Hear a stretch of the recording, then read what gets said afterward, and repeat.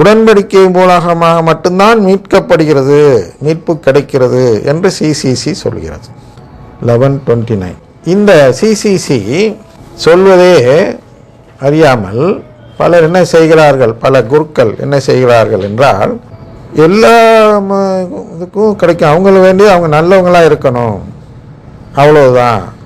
இப்போ இருக்கிற சின்ன பங்கு தந்தை, எங்களுடைய சின்ன பங்கு தந்தை தஞ்சையில் இருக்கிறார் அல்லவா, அவர் சொல்கிறார், என்ன சொல்கிறார், ஒரு இந்து, ஒரு முஸ்லீமு, ஒரு கிறிஸ்தவர் 3 பேர் போகிறாங்க. அப்போ மற்றவங்களுக்கெல்லாம் கிடைக்குமா கிடைக்காதான்னு கேட்குறாரு. அப்போ இப்படி சொல்கிறவங்க இல்லை அப்படிங்கிற மாதிரி சொல்ல வந்தோன்னே, இல்லை யாரெல்லாம் அதில் நல்லவங்களோ அவங்களுக்கெல்லாம் கிடைக்கும், மதம்லாம் பிரச்சனை இல்லை அப்படின்னு அவர் சொல்கிறார். ஏன்னா அவர் மறைக்கல்வி தெரிந்து இந்த சிசிசி 11:29 இருக்கிறது தெரியாமல் சொல்கிறார். புதிய உடன்படிக்கை இல்லாமல் மீட்பு இல்லை. 2வது வத்திக்கான் சங்கத்தில் அதை எடுத்துட்டாங்கன்னு நினச்சாங்க. இல்லை அது இன்னும் இருக்கிறது. அவங்க என்ன சொன்னாங்கன்னா, நீ அப்படி சொல்லாதப்பா, ஆனால் நீ இப்படி நம்பணும் அப்படின்னு இப்போ சொல்லுது சிசிசியில். அவ்வளோதான். நான் முன்னாடி அது குறைய சொன்னோம், இப்போ சொல்லலை, அவ்வளோதான். ஆனால் இந்த உண்மை இருக்கிறது, உண்மை மாறாது, என்றும் மாறாது, ஒரு அயோட்டா கூட மாறாதுன்னு சொல்கிறார் அல்லவா, அது போன்ற நிலை தான்.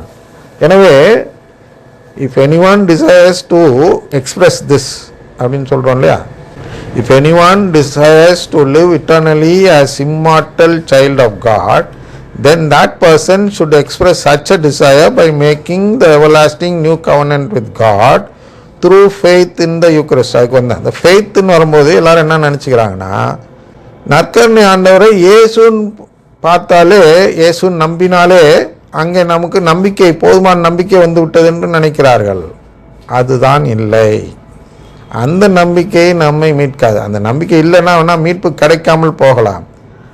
ஆனால் மீட்பு கிடைப்பதற்கு தேவையான நம்பிக்கை என்ன என்றால், சிசிசி 11:29 முழுமையாக நம்புவது. அப்படின்னா நற்கருணை இல்லாமல் மீட்பு இல்லை என்று நம்ப வேண்டும். அதுதான் faith in the Eucharist, faith in the Eucharistic Lord, that only the Eucharistic Lord could save us. அதான் அந்த faith which will save us. அது இந்த 2 தெசலோனியர் 2:9 பார்த்தால் அந்த உண்மை புரியும். த்ரூ ஃபெய்த் இந்த யூக்கரிஸ்ட் தான் நாம் எவர்லாஸ்டிங் நியூ கவர்னன்ட் செய்ய முடியும். Such an act will be considered as an application to become children of God. Then in the last days such application will be scrutinized to find out whether it was truly made with faith in the Eucharist and then the right to become.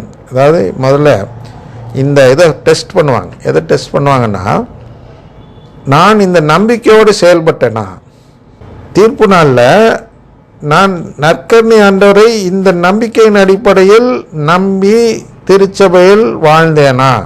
அப்படி வாழ்ந்திருந்தால் நான் கடவுளின் குடும்பத்தில் வாழ்ந்தவன். CCC 1 சொல்லப்பட்ட அந்த குடும்பம் இருக்கிறது அல்லவா, திருச்சபை என்ற குடும்பம், அதில் அவருடைய உறவில் வாழ்ந்தவன் என்று முடிவெடுக்கப்பட்டு எனக்கு அந்த உறவு நிலையான உறவாக மாற்றித்தரப்படும், நிலை வாழ்வு என்று சொல்கிறோம். அப்போ ஃபெய்த் இந்த யூக்கரிஸ்ட்னு வரும்போது எங்கே மாற்றுவோம் என்றால், சொல்ல தேவையில்லைன்னு நினச்சப்ப நான் இப்போ சொல்லிடுறோம் சேர்ந்து வர்றதுனால, பிரேஸ் தி லார்ட் சொல்லும் பொழுது வருகிறது. பிரேஸ் தி லார்ட் சொல்கிறவர்கள் இந்த நம்பிக்கை இல்லாதவர்கள். எந்த நம்பிக்கை இல்லாதவர்கள்னா, 11:23 கூறப்படும் அந்த கோட்பாடு நம்பாதவர்கள். என்ன அதில் கூறப்படுது, நற்கருணை மூலமாக தான் மீட்பு என்று சொல்லப்படுகிறது. அப்போ நற்கருணை மூலமாக தான் மீட்பு அப்படிங்கிற நம்பிக்கை இருக்கிறவர்கள் பெந்தகோஸ்து ஜபத்திற்கு போக மாட்டார்கள், பெந்தகோஸ்து ஜப முறைக்கு போக மாட்டார்கள். பெந்தகோஸ்து கூட்டத்துக்குன்னு நான் சொல்லவில்லை, அந்த முறை நமக்கு வேண்டிய எந்த முறை, திருப்பலி முறை. அதான் ஏற்புடையராக்கும் முறைன்னு படித்தோம் இல்லையா, அந்த ஏற்புடையராக்கும் முறை என்பது திருப்பலி தான், கடவுளுக்கு ஏற்புடையாக்கும் முறை. அதை விட்டுட்டு வேற கை தூக்கி ஜபிச்சு அவங்களுடைய ஜப முறைகளுக்கு நாம் போக மாட்டோம். யார் இது? நம்பிக்கை உடையவர்கள், நற்கருணை மீது நம்பிக்கை, நற்கருணை தான் நம்மை மீட்கும் என்ற நம்பிக்கை உடையவர்கள் வேறொரு முறையை தேட மாட்டோம். எப்போ ஒருவர் வேறொரு முறையை தேடுவார் என்றால், அது வேறு விதமாக சொல்லணும்னா, எப்போ ஒருவர் பிரேஸ் தி லார்ட் சொல்கிறதுல என்ன தப்பு என்று கேட்பார் என்றால், இந்த நம்பிக்கை இல்லாதவர் தான் அந்த கேள்வியை கேட்பாங்க. என்ன தப்புங்களே அப்புறம் வரும். அதான் அந்த நீதி கதையை படிச்சிங்கன்னா அவங்களுக்கு புரியும். எங்களுக்கு அது வேண்டாம் என்பதை எப்படி அவர்கள் நூதனமான முறையில் சொல்கிறார்கள் என்பதை புரிந்து கொள்ளலாம். உறவு வேண்டாம் என்று சொல்லும் ஜபம்தான் பிரேஸ் தி லார்ட் ஜபம். அப்போ இந்த பிரேஸ் தி லார்ட் ஜபம் தப்பு இல்லைன்னு யார் சொல்லுவாங்கன்னா, இந்த நம்பிக்கை இல்லாதவர்கள் தான் அதை தப்பு இல்லை என்று சொல்வார்கள். நற்கருணை மீது நம்பிக்கை இல்லாதவர்கள் தான் எதை தப்புள்ளை என்று சொல்வார்கள் என்றால், நற்கருணை நம்பாதவர்கள் சொன்ன ஜபத்தை சொன்னால் அது தப்புள்ளை.